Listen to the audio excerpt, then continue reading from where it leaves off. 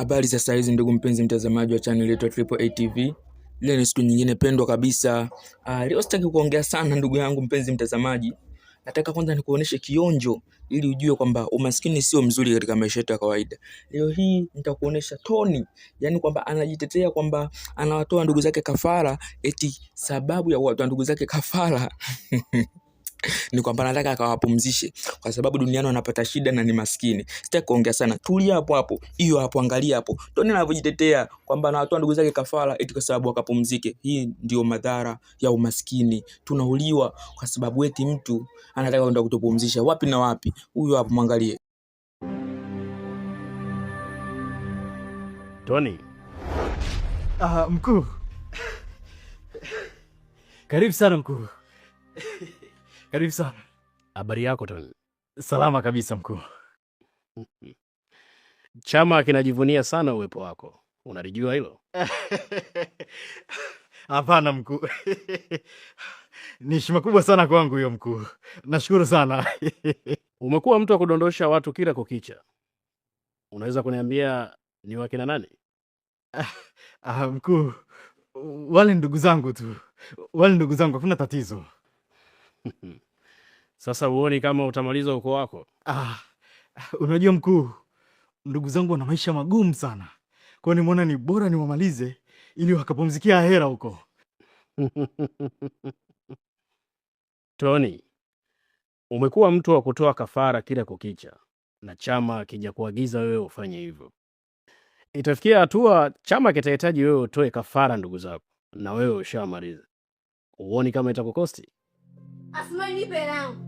Unaenda bado unipe hela yangu wewe. Sijachukua hela yako. Umechukua, nani mwingine akuchukua hela ndani kama sio wewe? Mimi sijachukua hela yako. Wewe bwana, nipe hela yangu.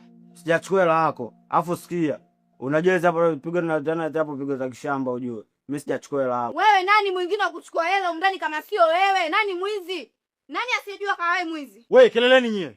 Nende ndani huko. Asmai, nipe yangu. Sikia kaka Tony. Ndani hela yangu mimi sioni. Mwizi ni nani kama sio wewe? Katoni ana shida na hela au? Kama sio naomba hela yangu. Asmai, naomba hela yangu. Mimi sijachukua hela yako. Have a good day Tony. Karibu sana mkuu. Nipe hela yangu. Sijachukua. Nende ndani huko.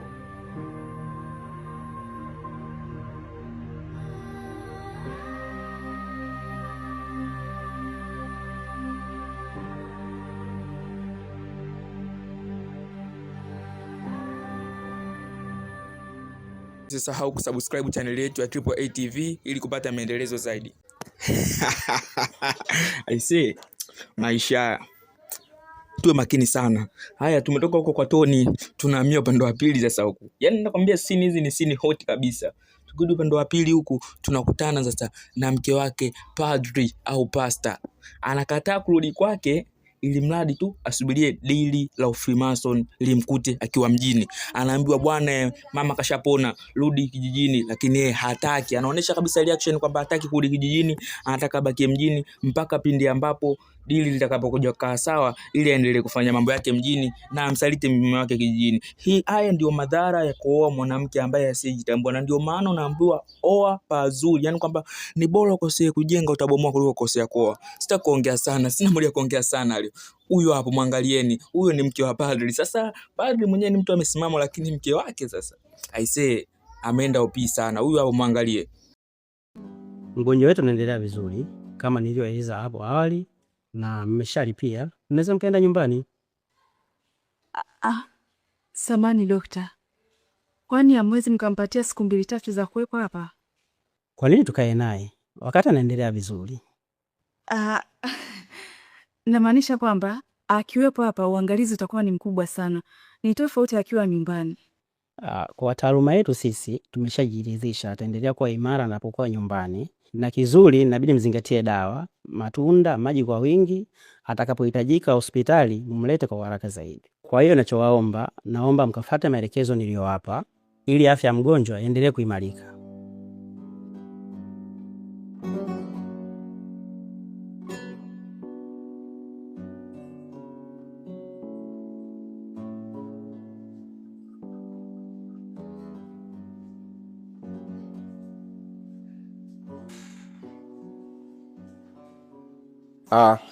Daktari amesema kwamba tunaweza tukaenda.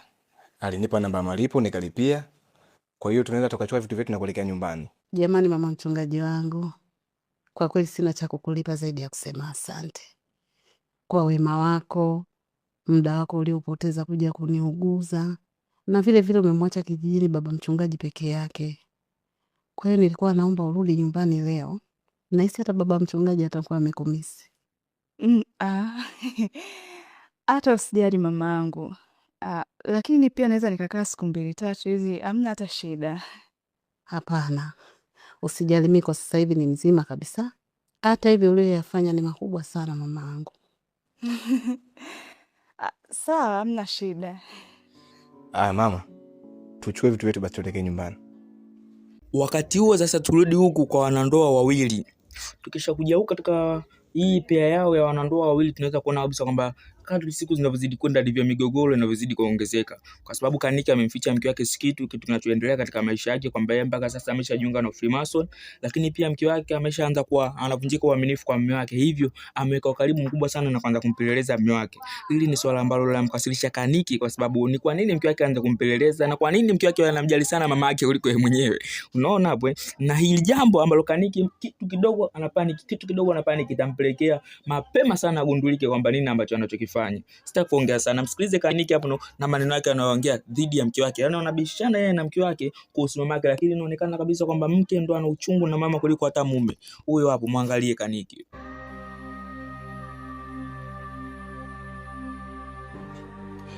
Nakuuliza, ni kitu gani ulikuwa unamueleza Maina?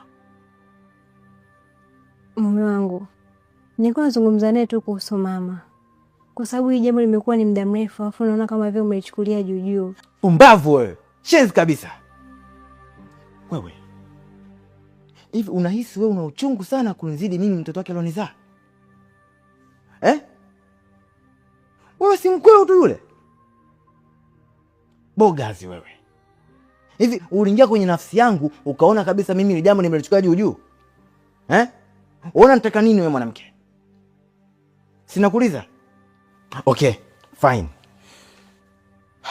Sikitu, nataka unieleze mama, kitu gani nifanye ili sasa wewe uone kama Kaniki ili jambo kalichukulia serious? Hebu niambie. Nakusikiliza. Ilikuwa ni mazungumzo tu mume wangu, wala sijakuwa na nia mbaya yoyote. Na haya pia ni mazungumzo, na ndio maana nakuuliza nini kifanyike. Sikitu, tuonyeshe juhudi katika kumtafuta mama. Juhudi za aina gani wewe mwanamke? Unataka nionyeshe nini mimi?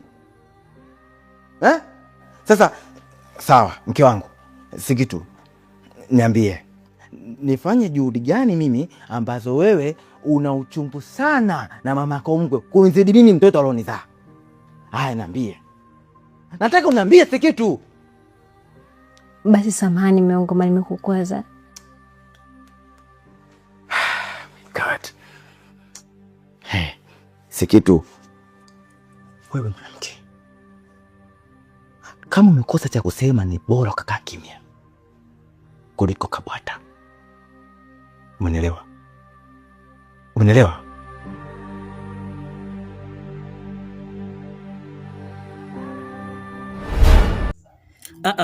Tulia hapo sasa, usiondoke. Safari sasa tunamwangalia Mr. Clamvevo. Yeye sasa yuko Ulaya. Kaenda huko kwenda kutafuta suluhu ya matatizo yake. Amesha kula hela za Freemason, alafu hataki kulipia. Sasa hapo tumwangalie sasa. Amemtuma mtu akamtafutia Devil Church na amefanikiwa kulipata. Tumwangalie anasema nini au anachukua reaction gani baada ya kuambiwa hivyo. Huyo hapo, tumwangalie Mr. Clamvevo. Huyo hapo. Tajiri, na kutafuta huko ndani, kumbe upo huko nje unakula upepo. Kazi ulionipa kiukweli nimeifanya ipasavyo. Na nilishindwa kukupa jibu pale pale maana ningeonekana na shobo. Ili inibidi nifanye uchunguzi wa kina, na kifupi nimejua wapi linapatikana. Ni wapi? Nadhani basi lipo mbali. Lipo hapa mjini. Hapa. Ila cha kwanza kabisa nataka nipate uhakika wa pesa yangu. Maana mji huu bila pesa hauwezi kuishi. Pesa sio shida, nitajero kanisa linapatikana wapi? Halipo mbali sana bosi. Yaani Devil Church linapatikana kituo kikuu cha treni. Samani bosi, pia ningeomba nikuulize, kwenye hilo kanisa unaenda kufanya nini? Maana kwa historia yake linaonekana linahusiana na masuala ya kishetani. Sasa kwa mimi ningeomba basi hata unipe kazi ya kukulinda, maana usije ukafika kule likakukuta jambo. Hapana, sihitaji. Chukua pesa yako. Aya, sasa tukirudi huku huyu mwanangu nilimpa big up sana katika vipande vyangu vilivyopita. Kama hujavifuatilia, naomba rudi hapo, ingia katika account yangu hapo, view channel, then utakutana navyo. Nilimfuatilia na nikampa big up sana kwa sababu mara ya kwanza aligoma kukaa nyumbani kwa mwanamke, lakini sasa hivi sijui kimemkuta nini, amekaa nyumbani kwa mwanamke rafiki yangu. Sasa amekaa amefanya mambo yake, amejisahau kabisa. Sasa mpaka usiku mume wa mke anarudi, then anakuta ndani kuna mtu. Sijui kitatokea nini, sitaki kuzungumza sana, ila hii ndio maana halisi ya kwamba usiende nyumbani kwa mwanamke kufanya jambo lolote, labda awe ndugu yako. Hebu tumwangalie hapa huyu Mr. Kiulizo akiwa na mwanamke wake, itatokea nini ama itakuwaje? Angalia reaction wao wanaoionyesha hapa, hiyo hapo, hiyo sitaki kuongea sana. Yaani wewe utakuja kuniua. Wewe mwenyewe unaelewa mimi nataka unavyotaka, na ukiniruhusu kukimbia mimi napitiliza paka kwetu. Na wewe unapita kwenu kweli, maana hapa nilipo miguu yangu yote yanatetemeka. Sasa hapo bado nataka nikupe kubwa zaidi ya hii. Maisha ya kweli.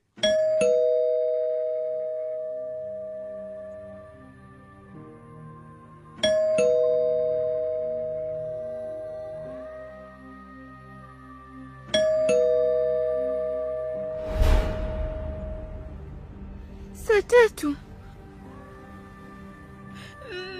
naenda mida mume wangu kurudi kazini.